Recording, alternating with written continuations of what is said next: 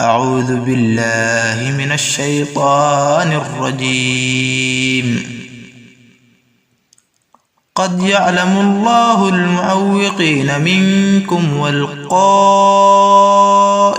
لإخوانهم هلم إلينا ولا يأتون البأس إلا قليلا أشحة عليكم فإذا جاء الخوف رأيتهم ينظرون إليك تدور أعينهم كالذي يغشى عليه من الموت فإذا ذهب الخوف سلقوكم بألسنة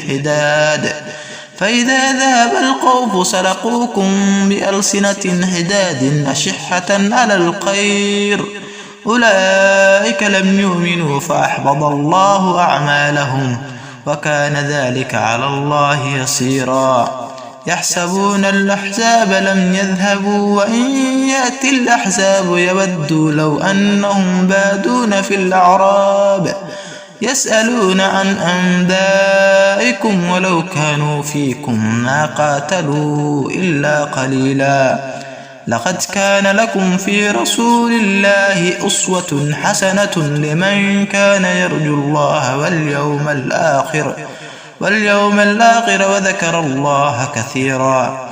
ولما رأى المؤمنون الأحزاب قالوا هذا ما وعدنا الله ورسوله وصدق الله ورسوله فما زادهم إلا إيمانا وتسليما. من المؤمنين رجال صدقوا ما عاهدوا الله عليه فمنهم من قضى نحبه ومنهم من ينتظر وما بدلوا تبديلا. ليجزي الله الصادقين بصدقهم ويعذب المنافقين إن شاء أو يتوب عليهم إن الله كان غفورا رحيما. ورد الله الذين كفروا بغيظهم لم ينالوا خيرا وكفى الله المؤمنين القتال وكان الله قويا عزيزا. وأنزل الذين ظاهروهم من أهل الكتاب من صياصيهم وقذف في قلوبهم الرعب فريقا تقتلون وتأسرون فريقا وأورثكم أرضهم وديارهم وأموالهم وأرضا لم تضعوها وكان الله على كل شيء قديرا. يا أيها النبي قل لأزواجك إن كنتن تردن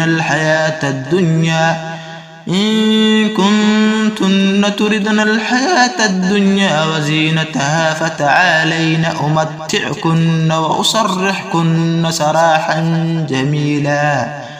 وإن كنتن تردن الله ورسوله والدار الآخرة فإن الله أعد للمحسنات منكن أجرا عظيما. يا نساء النبي من يأت منكن بفاحشة مبينة يضاعف لها العذاب ضعفين وكان ذلك على الله يسيرا.